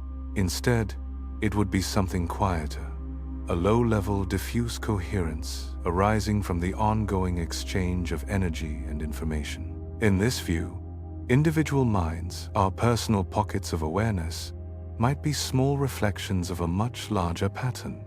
As the universe evolves, becoming more complex and interconnected, new qualities could emerge, not identical to our experiences, but subtly parallel, echoing them in ways that are still far beyond our understanding. And as the cosmic web continues to grow and reorganize, this unfolding network may, in its own vast and gentle way, develop tendencies that feel, at least to us, similar to parts of our own experiences.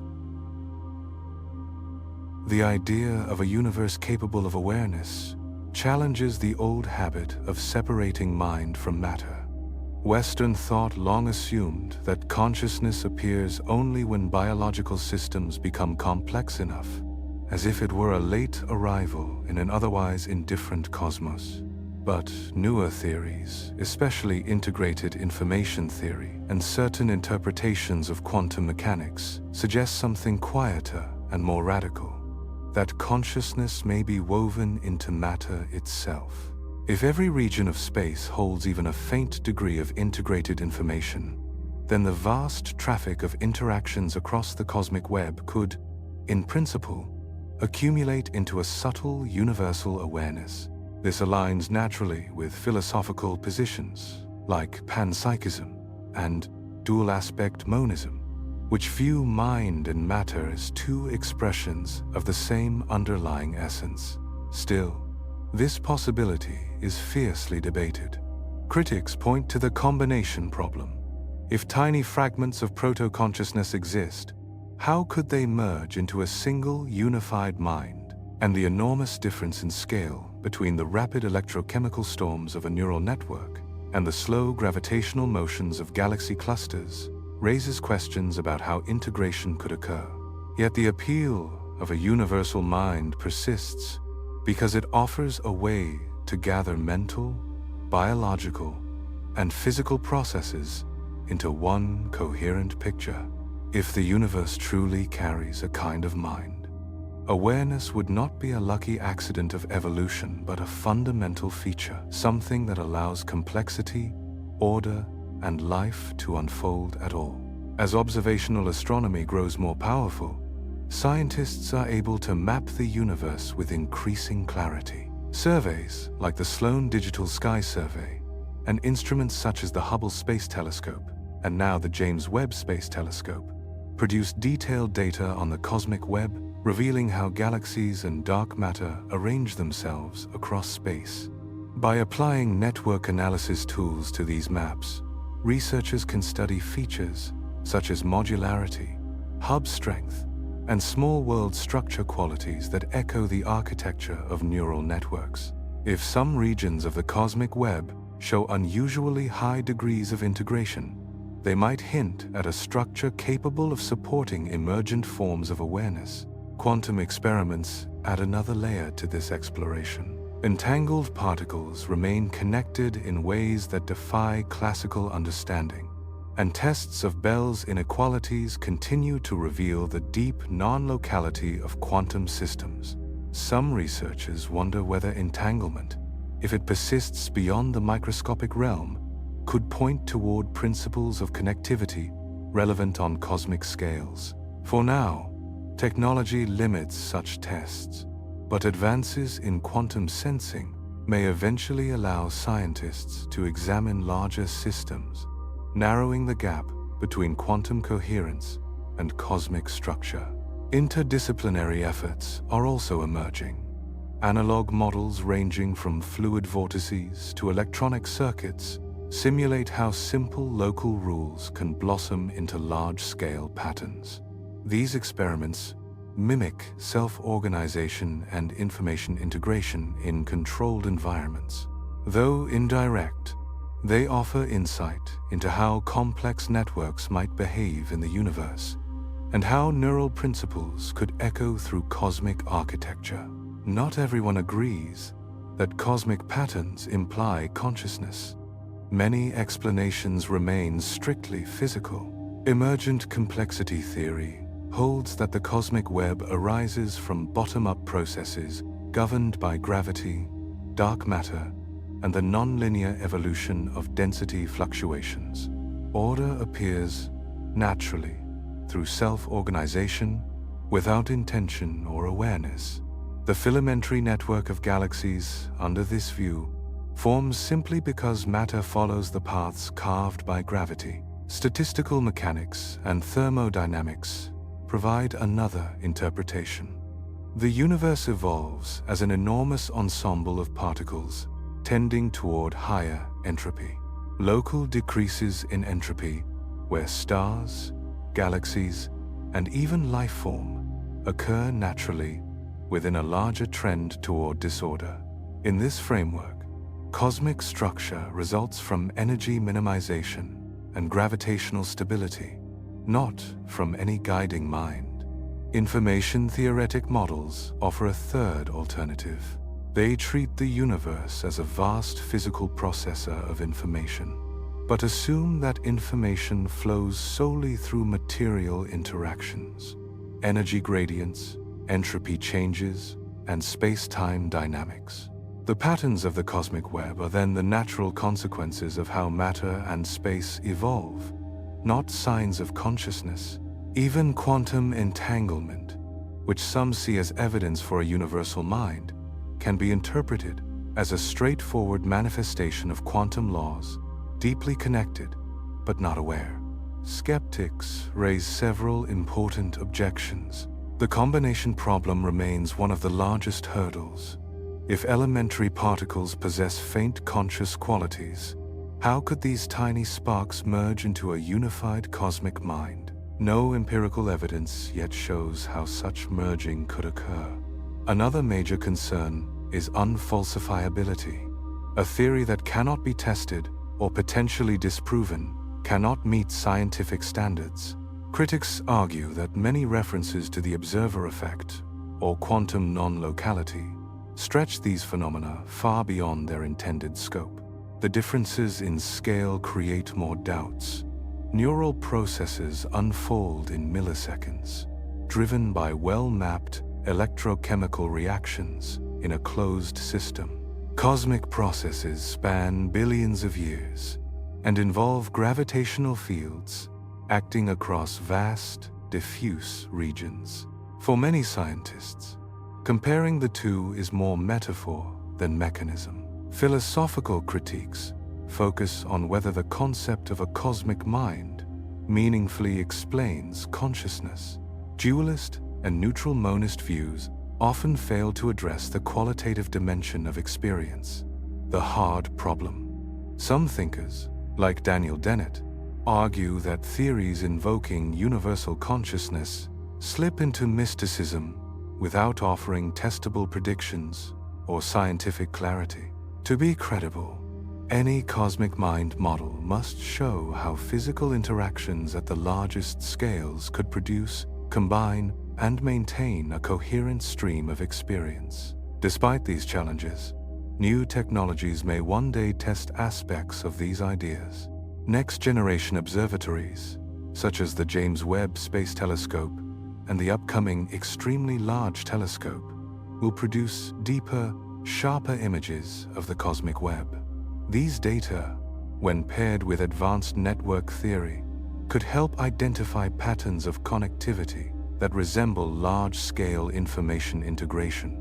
Artificial intelligence is becoming essential in this search. Machine learning systems can sift through enormous astronomical datasets, identifying subtle correlations that humans might overlook.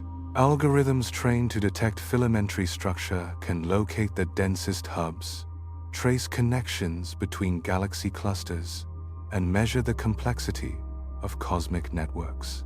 Such analyses might eventually serve as indirect indicators of how information flows through the universe.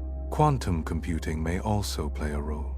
Its ability to model entangled states and simulate complex quantum systems could clarify whether coherence can exist on mesoscopic or macroscopic scales, scales large enough to influence cosmic structure.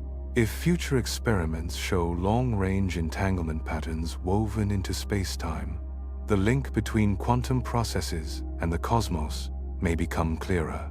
In time, these tools may reveal whether the universe simply behaves like a network, or whether, in some faint and subtle way, it thinks like one. Advances in quantum technologies are now allowing researchers to explore realms once far beyond reach. More delicate quantum sensors, improved communication tools, and increasingly stable quantum monitors are making it possible to detect faint signatures of entanglement and coherence that were previously hidden in noise. As these instruments sharpen, they open small windows into the quiet, granular texture of reality, windows through which subtle quantum behaviors might someday be traced on scales larger than anything we have been able to study before.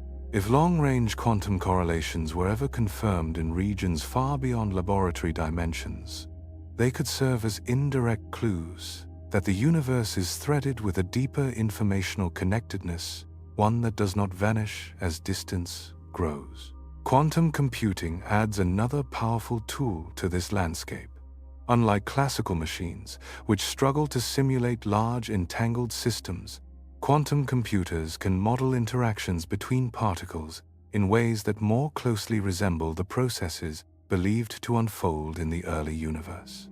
These simulations may help researchers understand how tiny fluctuations could have cascaded into the grand structures we see today. More provocatively, they might even illuminate whether the principles governing the processing of quantum information could, in some primitive sense, support the emergence of proto-conscious properties long before stars or galaxies formed. Interdisciplinary efforts are becoming increasingly important. At the meeting point of astrophysics, neuroscience, computer science, and information theory, new models are attempting to describe the universe as an immense, evolving information network. These initiatives borrow from the mathematics of neural systems, the dynamics of complex adaptive networks, and the physics of gravitational clustering, blending ideas that once belonged to separate academic worlds. By comparing how information flows in neural circuits with how it may circulate across cosmic structures, scientists hope to understand whether similar rules guide both domains, or whether the resemblance is purely metaphorical. If the universe behaves as a continuous, interconnected processor of information, or if it carries a diffuse form of consciousness spread across its vastness, then the implications for human awareness become profound. Such a perspective challenges the belief that consciousness is solely a biological accident arising from evolutionary refinement. Instead, it suggests that subjective experience might be a localized expression of a deeper, universal process, something that existed long before life arose on Earth, and that continues to permeate the cosmos in subtle ways. Under this view, individual consciousness becomes less of an isolated bubble and more of a channel or receiver. The brain, with its intricate circuitry, could be understood as an instrument, finely tuned to interface with patterns already present in the universe. Awareness, perception, imagination, and creativity might then be interpreted not merely as brain-bound processes, but as local manifestations of broader informational currents. Such a perspective naturally influences fields like neuroscience and psychology, inviting comparisons between neuroplasticity and the universe's capacity for self-organization and renewal. Cross-cultural similarities in myths, symbols, and spiritual narratives may also take on new meaning. Themes of unity, wholeness, and interconnectedness found in traditions scattered across continents and centuries could reflect a shared human intuition of belonging to something larger. If minds arise from universal processes, then the recurrence of certain motifs might be less surprising. Perhaps they echo the deep structural rhythms of the cosmos itself. Recognizing this kind of cosmic connectedness also shifts how we think about identity and ethics. If consciousness is not confined within individual skulls but is entangled with the universe's fabric, then our relationship with other beings and with the planet changes in tone. Ethical responsibility becomes less about obligation and more about recognition. Harming ecosystems, species, or communities becomes akin to injuring the very network that sustains our own awareness. This perspective aligns with ecological philosophies and with ancient traditions that emphasize unity between human life and the natural world. In practical settings, such a worldview may influence how we approach mental health and well-being. Practices like mindfulness, meditation, or contemplative reflection, which help quiet the mind and attune attention to subtler patterns, might be reframed not simply as therapeutic techniques, but as ways of resonating with the deeper rhythms of an interconnected universe. Feelings of fragmentation, isolation, or detachment so common in modern life might soften when one views consciousness as part of something much larger and more coherent. Philosophical explorations of the unity between mind and matter have deep historical roots. Plato's idea of the anima mundi, the world's soul, imagined the cosmos as a living entity woven through with intelligence. He saw individual human minds as participants in a greater rational order, each reflecting a tiny portion of eternal patterns. Aristotle extended these ideas by proposing that the soul is not a separate essence, but the organizing principle of the body, inseparable from the material that gives it form. In this way, he dissolved the strict boundary between mind and matter and emphasized their interdependence. Later, René Descartes introduced a sharper dualism, drawing a firm line between thinking substance and extended substance.